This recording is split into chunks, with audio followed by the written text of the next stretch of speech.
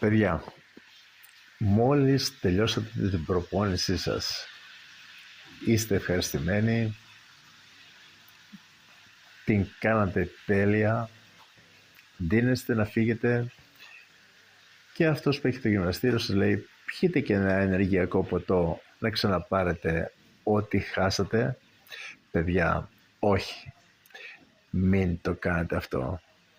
Πηγαίνετε στο σπιτάκι σας, πιείτε το ρόφημά σας, ένα ωραίο νεράκι και φάτε το φαγητό σας, το οποίο θα αναπληρώσει ό,τι χρειάζεται ο οργανισμός σας που έχασε κατά τη διάρκεια της προπόνησης και όχι τις βλακίες που σας πασάρουν στο γυμναστήριο. Οκ?